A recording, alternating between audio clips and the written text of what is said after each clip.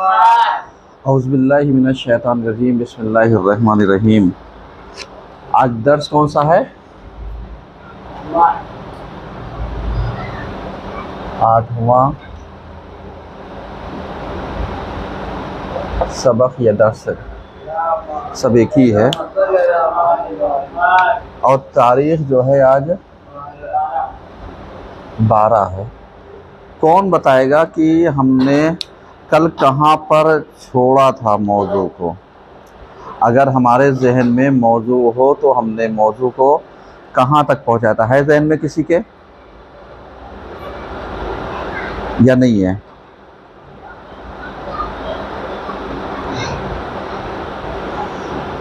اگر آپ کے ذہن میں ہو اور آپ نے علیہ السلام توجہ دیا ہو تو یہاں پر بحث چل رہی تھی کہ تقلید کیوں ضروری ہے۔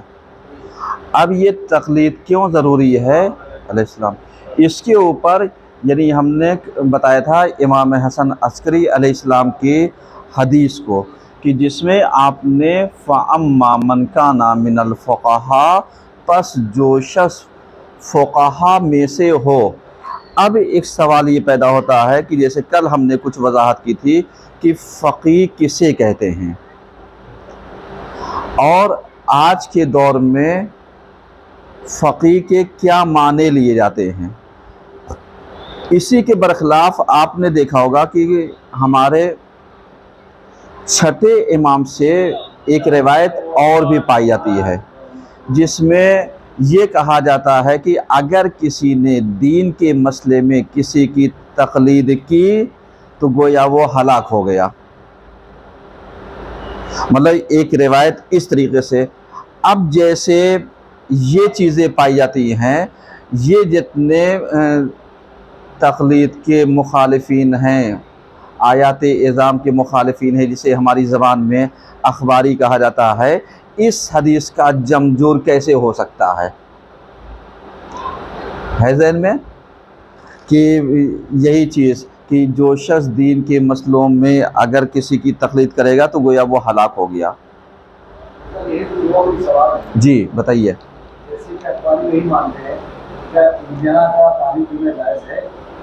وہ الگ میٹر ہے، وہ الگ۔ مرجع کو ماننا نہ ماننا دین سے خارج ہونے کی علامت نہیں ہے، نہیں، ٹھیک ہے۔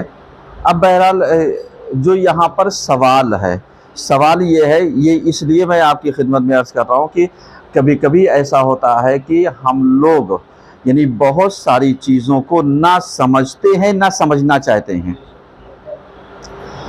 اور اگر سمجھنے کی کوشش کرتے ہیں تو توجہات نہیں ہوتی ہے۔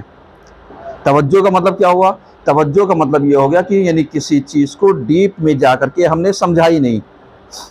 جیسے ولایت، اگر ولایت ہم آپ سے پوچھیں ولایت کے معنی کیا ہیں تو آپ کہیں گے سرپرستی کے، جانشینی کے، یہی تو ہے، اور اس کے علاوہ بہت ساری چیزیں، حاکمیت کے۔ ان چیزوں کو جب ہم ولایت وہ کرتے ہیں تو ایمانداری سے بتائیے کیا فقہ ہمارے یہاں کی یہ نہیں کہتی کہ اگر بچہ نابالغ ہے، ناسمجھ ہے، یعنی سمجھدار نہیں ہے، یا بیوقوف ہے، سفیہ ہے، دیوانہ ہے، تو اس کی ولایت کسے حاصل ہے؟ یا باپ کو یا اس کے دادا کو؟ سمجھ میں آ رہا ہے؟ یعنی میں تھوڑا سا پھیلا رہا ہوں مفہوم کو تاکہ آپ اس چیز کو سمجھنے کی کوشش کیجئے گا۔ کس کو حاصل ہے ولایت؟ یعنی باپ کو یا دادا کو، ہے یا نہیں ہے؟ بھئی آج کوئی لڑکی یا لڑکے اگر نکاح کرنا چاہیں اپنے کم عمر میں، یعنی جیسے لڑکی چھوڑ دیجیے، ایک لڑکی اگر نکاح کرنا چاہے اپنی منمانی تو کیا بغیر باپ کے یا دادا کی مرضی کے نکاح کر سکتی ہے؟ یہ کون سی ولایت ہے؟ کر سکتی ہے، بالغ تو ہے ہی ہے۔ آپ ہندوستان کے قانون پہ نہ جائیے، یہاں پر بحث ہو رہی ہے فقہ جعفریہ کی بات، یا آپ ان میں نہ جائیے جو اہل سنت کے ہیں، یا دوسرے فرقوں میں بہت سارے مسئلے جداگانہ پائے جاتے ہیں، آپ ان کی طرف نہ جائیے۔ بالکل اجازت شرط ہے، یعنی مراجع کرام اور ہمارے یہاں فقہ میں اجازت شرط ہے.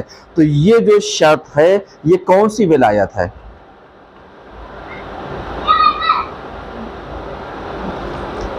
یہ کون سی ولایت ہے؟ سرپرستی والی. یہاں ولایت آپ کو سمجھ میں آ رہی ہے؟ اور اگر دین کے مسئلے میں قوم نہ سمجھ ہو تو ذمہ دار کون ہوگا؟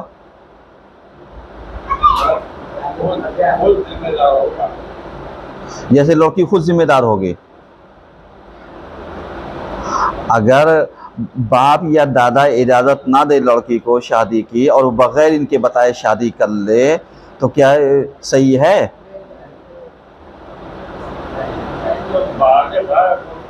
ایسا کچھ نہیں ہے. آپ اپنے ہندوستانی قانون پہ نہ جائیے.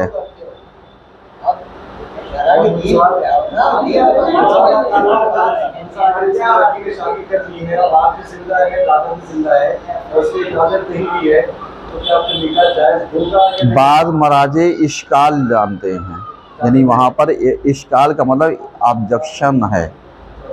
ہاں، یعنی ولی کی اجازت شرط ہے، ٹھیک ہے. اور اگر یہ شرط پوری نہیں ہو رہی ہے تو ظاہر سی بات ہے نکاح محل اشکال ہے، ٹھیک ہے.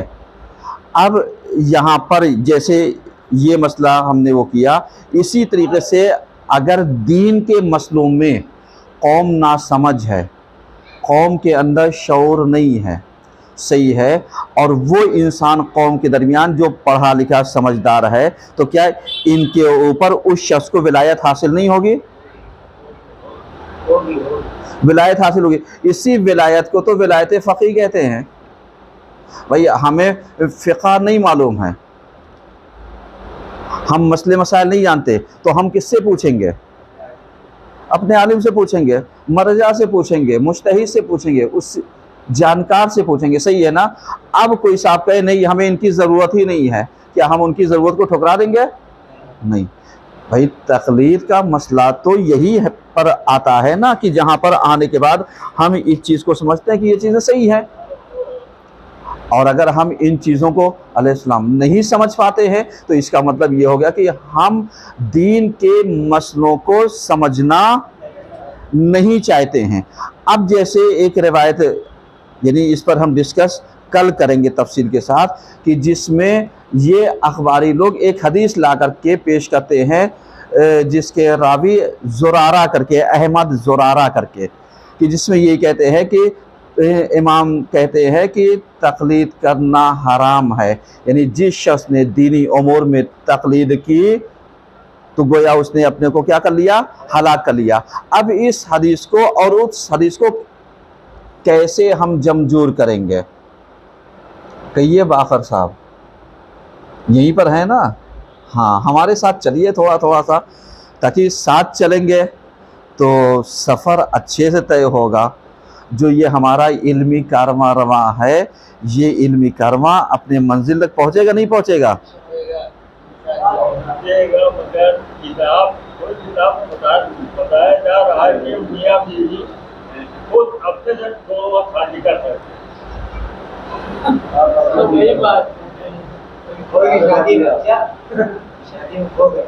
یہاں پہ ولایت کی بات ہے، خود کر لیں گے تو ان کا ولی کون؟ ارے ادھر دیکھیے، دیکھیے کچھ چیزیں جیسے ہم لوگ مکتب میں بچے کو پڑھاتے ہیں اور پڑھانے کے بعد بچے سے کہتے ہیں بیٹا تمہاری آنکھیں بادام جیسی ہیں، تو اسے یاد آ جاتا ہے بابا مجھے بادام چاہیے. صحیح ہے، یعنی نسبت آنکھوں کو بادام سے خوبصورتی سے دی گئی، اسے یاد کیا آ گیا؟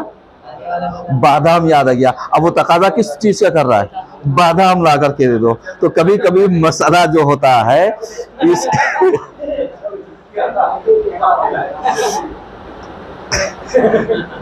اسی طریقے سے بہت سارے مسئلے مسائل ہوتے ہیں کہ آپ سمجھانا کچھ چاہیے، انسان کھو کہیں پر اور جاتا ہے. خیر ایک صلوات پڑھیے ہمارے بزرگوار کے لیے.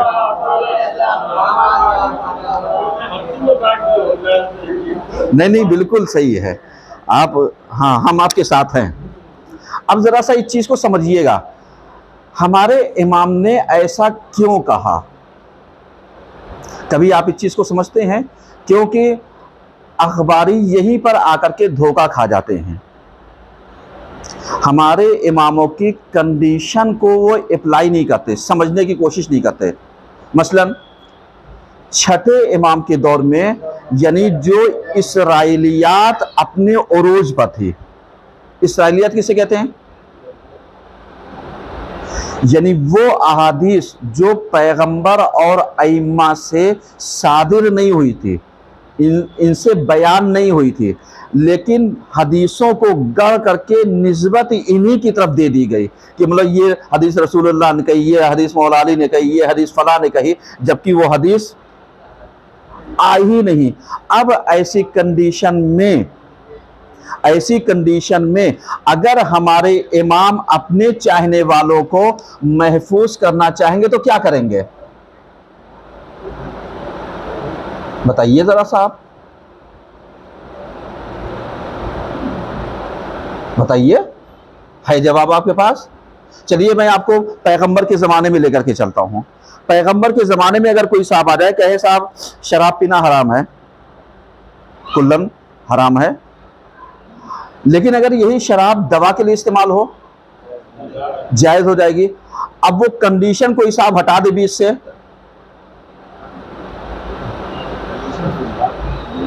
کنڈیشن ہٹا دیں اور اس کے بعد کہے پیغمبر کے زمانے میں تو ایک صاحب نے شراب استعمال کی تھی اور پیغمبر نے کچھ نہیں روکا تھا، اب جب پیغمبر نے ان کو نہیں روکا تو میں بھی پی سکتا ہوں، پیغمبر مجھے بھی نہیں منع کرتے، پھر آپ کیا کہیے گا؟ یعنی اگر آپ نے کنڈیشن ہٹائی، سچویشن ہٹائی تو مسئلہ کچھ کا کچھ اور ہو جائے گا۔ اخباریوں کے ساتھ کچھ ایسے ہی ہوا ہے۔ یہ جی اس زمانے میں اسرائیلیات بہت زیادہ عروج پر تھی۔ اسرائیلیات سمجھ رہے نا؟ سمجھیے گا، اس اصطلاح کو یاد رکھیے گا۔ اسرائیلیات اسے کہتے ہیں کہ جو حدیث یا امام کی کہی ہوئی باتیں، پیغمبر کی کہی ہوئی باتیں جو اصلاً پیغمبر نے کہی نہ ہو، اس کو ہم اپنی طرف سے گڑھ کر کے نسبت پیغمبر کی طرف دیں۔ یہ زمانہ ہمارے چھٹے امام کے دور میں اپنے عروج پر تھا، اپنے عروج پر تھا۔ کیوں تھا؟ اس لیے تھا کہ جو دین کے اندر فتنہ پیدا کرنا چاہتے تھے شاطر، سمجھ رہے ہیں، انہوں نے پیغمبر کے انتقال سے لے کر کے 100 سال تک منع حدیث رکھا۔ منع حدیث کا مطلب کیا تھا؟ یعنی اگر کسی نے پیغمبر یا آل پیغمبر سے کوئی حدیث نقل کی تو اسے حکومت کی طرف سے سزا دی جائے گی۔ یہ سلسلہ چلا ہے تقریباً 100 سال تک۔ اب آپ بتائیے جو پیغمبر کے زمانے میں جو جوان تھا وہ کیا ہو گیا؟ بوڑھا گزر گیا، اور جو بوڑھا تھا وہ چلا گیا، اور جو بچہ تھا وہ بوڑھا ہو گیا۔ اب اگر اس بچے سے کہا جائے صاحب تم نے پیغمبر کو دیکھا ہے، کہے گا ہاں دیکھا تو ہے۔ کہا تمہیں پیغمبر کی کچھ باتیں یاد ہیں؟ میں جیسے ایک مثال دوں، مثلا ابھی میں یہ درس آپ کو پڑھا رہا ہوں، کوئی صاحب اس درس میں نہ آئے اور تقریباً 50 سال کے بعد اسی درس کو کوئی صاحب جو ہیں یوٹیوب کے اوپر دیکھے اور کہے مولانا علمدار نے تو ایسے ایسے پڑھایا تھا، اب وہ ڈھونڈے کہیں بھائی مولانا علمدار جو تھے وہ 2007 سے لے کر کے 2023 تک تو موجود تھے۔ اذان ہو رہی نا؟ روک دیجیے ایک منٹ۔ تو جس چیز کو ہم بیان کر رہے تھے وہ وہی چیز کہ اسرائیلیات کو اگر آپ نے سمجھ لیا تو کنڈیشن سمجھ میں آ جائے گی۔ جیسے ہم مثال دے رہے تھے اپنی کہ یہ درس کوئی یوٹیوب کے 50 سال کے بعد دیکھے اور وہ یہ کہے کہ بھائی مولانا علمدار 2007 سے لے کے 2023 تک تھے۔ اب آپ بتائیے اس درس میں آپ تھے، اب ایمانداری بتائیے جو اس درس میں آیا نہیں، اگر سوال اس سے کیا جائے گا وہ کیا سمجھے گا مولانا صاحب نے کیا پڑھایا؟ لیکن جو 50 سال کے بعد جو اس زمانے میں تھے 2007 سے لے کے 2023 تک، وہ یہی تو کہیں گے بھائی آپ کا زمانہ مولانا صاحب کے زمانے سے ملتا جلتا ہے. اب آپ بتائیے صاحب مولانا علمدار نے کیا پڑھایا تھا، آپ کیا کہیے گا؟ کچھ نہیں. اور جو درس میں آئے تھے وہ بتا سکتے، جو نہیں آئے تھے وہ نہیں بتا سکتے ہیں. اب اس موقع پہ اگر مولانا علمدار کے نام سے بہت سارے افراد بہت ساری چیزیں گڑھ لے اور تم میں سے کوئی کہے دیکھو خبردار اس کی بات نہ ماننا، اگر اس کی بات مانی تو اپنے کو ہلاک کر لو گے. اب ایمانداری سے بتائیے، دونوں کی باتیں 100 سال کے بعد نقل ہو، جو 100 سال کے بعد آ رہا ہے اسے کیسے پتا چلے گا یہ صحیح کہہ رہے ہیں یا جو وہ صحیح کہہ رہے ہیں؟ اس لیے کہ دونوں کا زمانہ مولانا علمدار کے زمانے میں تھا. مثال سمجھ رہے ہیں نا؟ کیسے کلیئر ہوگا، کون بتائے گا؟ اب جو شرائط اور کنڈیشن پر تحقیق کرے گا، ڈیپ میں جائے گا، وہ بتائے گا.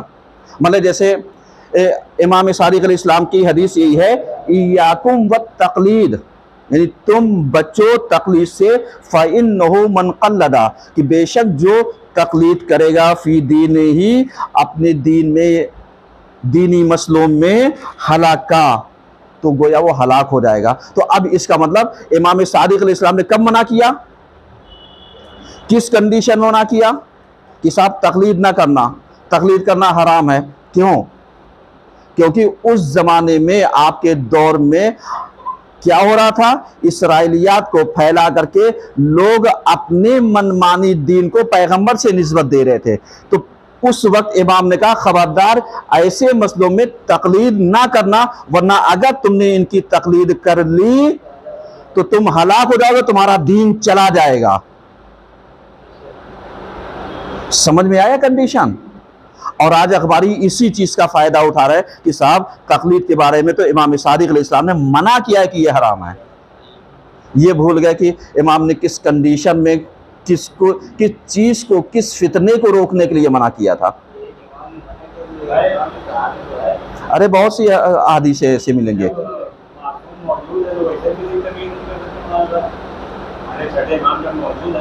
بیٹا آج آپ سوچو دین بہت آسان ہے، اس وقت چھٹے امام کا رابطہ لوگوں سے نہیں تھا، پانچویں امام کا رابطہ.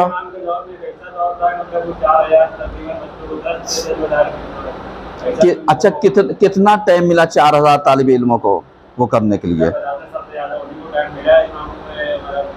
اتنا ٹائم ملا کہ جس وقت بنی امیہ بنی عباس آپس میں درگیر تھے، لڑ رہے تھے، اور جب اس پہ سے ایک حکومت پہ قابض ہو گیا تو پھر وہی کنڈیشن پلٹ آئی. یعنی جسے کہتے ہیں موقع کا فائدہ امام نے اٹھایا کہ جب دو لوگ آپس میں لڑ رہے ہوں تو تیسرے کو کیا کر لینا چاہیے. ایسے ہی ظالم حکومتیں اس وقت بنی امیہ اور بنی عباس آپس میں لڑ رہی تھی، تب جا کر کے امام صادق علیہ السلام نے فقہ جعفریہ کی بنیاد رکھی ہے. لیکن یہاں پر جو ہمارا سوال تھا وہ یہی اخباریوں کو کہ جو یہ کہتے ہیں کہ صاحب تقلید کرنا حرام ہے، تو اس کا جواب آپ کے پاس کیا ہونا چاہیے کہ امام نے جو اس دور میں منع کیا تھا تقلید کرنے کے لیے وہ اسرائیلیات کو روکنا تھا، تاکہ اسرائیلیات کے ذریعے بہت سارے لوگ جو ہیں وہ اپنے دین سے گمراہ ہو جاتے، اور اس وقت کے جو علماء جو ان کی تائید میں تھے، حکومتی پیمانے پر تھے، اگر ان کی پیروی کر لیتے تو دین کیا ہو جاتا؟ ختم ہو جاتا، یہ ہلاک ہو جاتے. تب امام نے کہا کہ ایسے موقع پر تم تقلید کرنے سے بچو، نہ یہ کہ ہم آ کر کے امام کی دوسری اور باتوں کو سرے سے نکار دے کہ ہم تو مانتے ہی نہیں. کیونکہ جہاں پر چھٹے امام نے یعنی منع کیا ہے، وہیں پر تقلید کے بہت سارے احکام کو بیان بھی کیا ہے، وہیں پر بہت سارے احکامات کو کیا کیا ہے؟ بیان بھی کیا ہے. لیکن اتفاق یہ ہے کہ ہم ان چیزوں کو نہ سننا چاہتے ہیں نہ سمجھنا چاہتے ہیں. ابھی یہ جتنی باتیں ہم نے آپ کی خدمت میں عرض کی، کیا اس اینگل سے کبھی سوچا تھا کہ جواب دیا جائے گا؟ نہیں سوچا تھا. اب کیا اخباری اس چیز کو بہت آسانی سے مان لے گا؟ نہیں مانے گا. کیوں نہیں مانے گا؟ کیونکہ اس کے پیچھے ایک مشن لگا ہوا ہے. تم نہیں مانو گے، تمہاری جگہ دوسرا آ جائے گا، اس کے وہ نہیں مانے گا، اس کی جگہ دوسرا، کیونکہ یہ مشن چل رہا ہے مرجعیت کو توڑنے کے لیے، اور مرجع کو مرجع کے مقابلے میں لایا جائے گا۔ جیسے آج ہمارے یہاں لکھنؤ میں بہت سارے ایسے مدارس کھل چکے ہیں کہ معلوم دیا کہ مدرسے کے نام پر مدرسے کو بہکایا جا رہا ہے، مرجع کے نام پر مرجع کو بہکایا جا رہا ہے، دین کے نام پر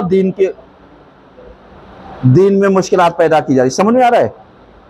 اب اگر اسی کنڈیشن پر، مجھے یاد آ رہا ہے شاید میں نے کسی اشرے میں پڑھا تھا کہ ایمانداری سے بتائیے مسجد کا بنانا زیادہ ثواب ہے یا مسجد کا گرانا زیادہ ثواب ہے؟ ایک دم الگ سے سوال کر رہے ہیں، بنانا زیادہ سوال ہے۔ اب اگر پیغمبر مسجد گرا دیں تو، اگر مولا کائنات اپنے دور میں 5-7 مسجدوں کو گروا دے تو، اب آپ یہ صاحب یہ لیجئے، مسجد کا بنانا قرآن میں حکم یہ ہے کہ اگر کسی نے مسجد بنائی تو اللہ اس کے لیے جنت میں گھر بنائے گا، اور یہ صاحب اس قرآن کے تو خلاف جا رہے ہیں۔ کیا جواب ہوگا؟ یہ آپ اس وقت کہہ رہے ہو نا بھیا، اس وقت آپ کنڈیشن سمجھ رہے ہو نا، جب اتنا فاصلہ آپ سمجھ میں آیا کہ یہی سب امور، یہی سب غلط فہمیاں، یہی سب کنڈیشنوں کو بھلا کر کے مولا کائنات کو ایسے ہی 70,000 ممبروں سے گالیاں نہیں دلوائی گئی تھی۔ سمجھ میں آ رہا ہے؟ اگر میں کہہ رہا ہوں، بہت چیلنج کے ساتھ کہہ رہا ہوں، جس کو حوالہ چاہیے وہ مجھ سے لے لے گا، جس کو تفصیلی چاہیے کون کون سی مسجدیں کب گروائی اور امام نے کیوں گروائیں۔ اب جہاں پر ایک جگہ مسجد بنانے کا حکم ہے وہیں پر مسجد گرانے کا حکم ہے، تو کیا آج کے بعد سے جتنی مسجدیں بنی سب کو ہم مسمار کر دیں؟ اخباری ایسے ہی ہیں، کنڈیشن بھول گئے، صحیح ہے، بس وہ یہ پکڑ کر کے بیٹھ گئے صاحب مولا نے منع کیا ہے کس چیز کو؟ تقلید کرنے کو۔ بھیا اگر تم تقلید کے مرحلے پر کھڑے اتر ہی نہیں رہے ہو تو تقلید تم پر ہے ہی نہیں، تم عالم بن جاؤ، اتنا سیکھ لو کہ مطلب حلال اور حرام کے اندر تمیز پیدا ہو جائے، تمہارے اوپر تقلید کرنا ہے ہی نہیں ہے۔ لیکن مسئلے کا پڑھ لینا اور تمیز کا پیدا کر لینا الگ الگ چیزیں ہیں۔ میں بار بار کہہ رہا ہوں توضیح مسائل کا پڑھ لینا یہ عالم نہیں کہلاتا ہے۔ عالم کا مطلب یہ ہوتا ہے کہ اس کے اندر فہم کی قرآن اور حدیث سے کیسے ہم نتیجہ گیری کریں گے، یہ حلال ہے تو کیوں، حرام ہے تو کیوں، جائز ہے تو کیوں، مستحب ہے تو کیوں، مباح ہے تو کیوں، مکروہ ہے تو کیوں۔ سمجھ میں آ رہا ہے؟ تو اس طریقے کی بہت ساری چیزیں آج ہمارے یہاں کیا ہے پائی جاتی ہیں۔ اب رہا سوال یہ کہ یہاں پر تقلید کیوں ضروری ہے، یہاں پر ایک سوال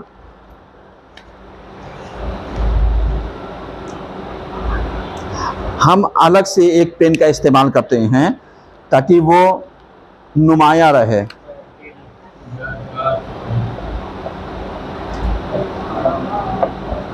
حدیث ایاکم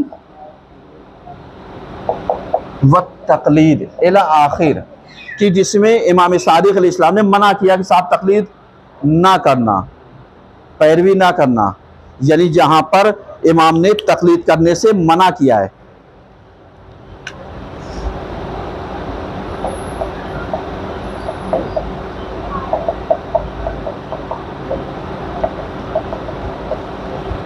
اس کا جواب ہم کیسے دیں گے؟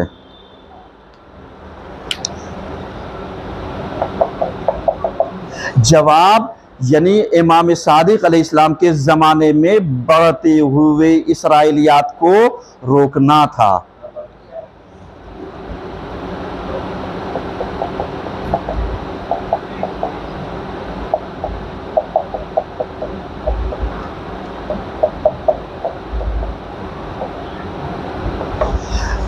امام کے زمانے میں بڑھتے ہوئے اسرائیلیات کو کیا کرنا تھا؟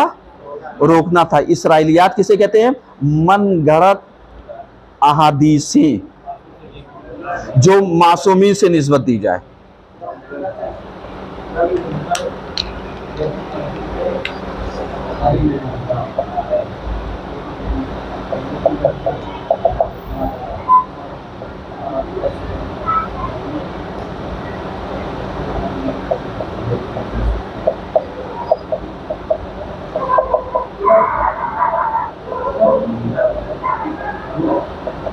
یعنی یہ میں نے اسی لیے اس پہ لکھ دیا ہے بورڈ کے اوپر.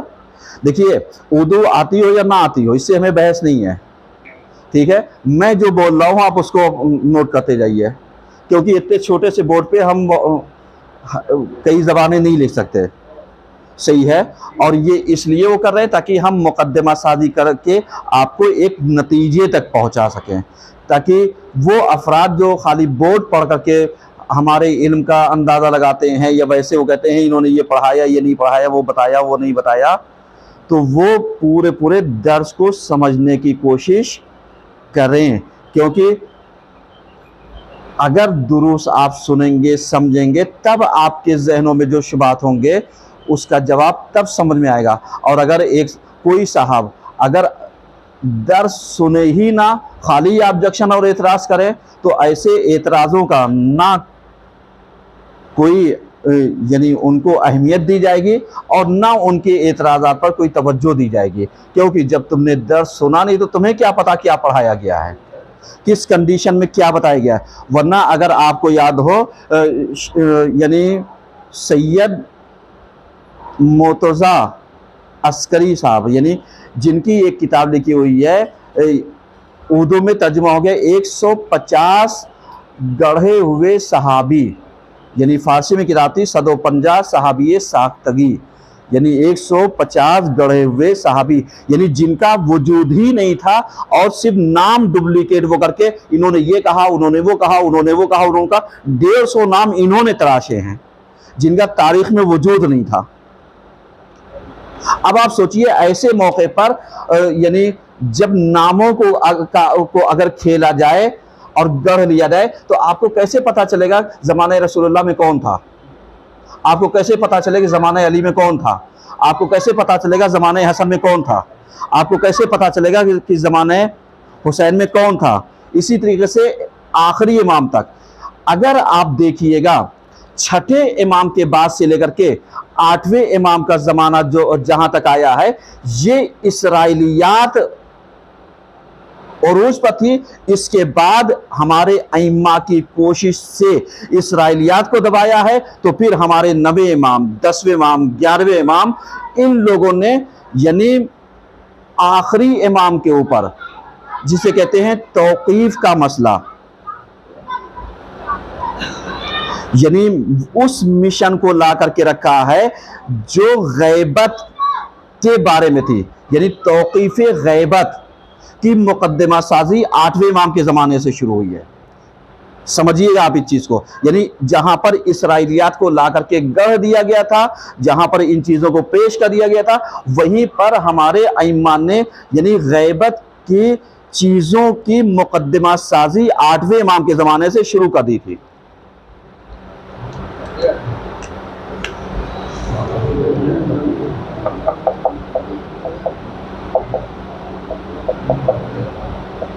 غیبت کی مقدمہ سازی 8ویں امام کے زمانے سے, کیوں؟ اس لیے ان کو پتا تھا کہ اس کے بعد جو زمانہ آئے گا چوتھے نائب کے بعد وہ غیبت میں جائے گا, اور جب غیبت میں جائے گا تو دین کا نظام چلنا ہے, اور یہ جب یہ غیبت میں جائے گا تو اس کی غیبت 2 طریقے سے ہوگی. اب اگر ہم شیعوں کو ابھی سے ہوشیار نہیں کریں گے تو پھر کہیں ایسا نہ ہو کہ وہی والی حدیث جو امام صادق سے سنی تھی کہ ایاکم والتقلید, کہ تم تقلید سے بچنا, ورنہ اگر تم نے کسی کی تقلید کر لی تو گویا تم نے اپنے دین کو ہلاک کر دیا, اپنے آپ کو ہلاک کر دیا, تمہارا دین تباہ اور برباد ہو گیا. تو اس کا مطلب کہیں ایسا نہ ہو کہ تم اسی چیز کے اوپر آخر تک باقی رہ جاؤ. اسی وجہ سے امام نے کیا کیا تھا, 8ویں امام سے لے کر کے توقیف غیبت کی بنیاد سازی, نہاد سازی شروع کی تھی, تاکہ اس چیز کو زمانہ غیبت کو کے مسئلے کو بیان کیا جائے. اب بتا دو غیبت کے زمانے میں یہ چاہے غیبت صغرا کا زمانہ ہو چاہے غیبت کبرا کا زمانہ ہو, تقلید کس کے زمانے سے شروع ہوئی؟ میری بات سمجھ میں آ رہی نا؟ شاید ڈیپ میں ہے, لیکن اگر آپ سمجھنے کی کوشش کیجیے گا تو اخباریوں کو بہت اچھے طریقے سے آپ جواب دے سکتے ہیں, کیونکہ جب تک ہم کنڈیشن نہیں پہچانیں گے تب تک ہم کسی چیز کو بیان نہیں کر سکتے. اب آپ بتائیے کسی کو اگر اس کے متعلق سوال ہو تو پوچھ سکتا ہے, اور اگر نہیں ہے تو بقیہ باتیں انشاءاللہ کل. تقلید تو ہمیشہ تھی، لیکن چونکہ تقلید زمانہ غیبت کی بات ہو رہی ہے، تقلید یعنی ان لوگوں نے جو غیبت کی مقدمہ سازی کی تھی وہ 8ویں امام کے زمانے سے شروع ہوئی ہے، یعنی پیغمبر نے جو بیان کیا تھا وہ تو بیان کیا ہی تھا اپنی جگہ پہ الگ۔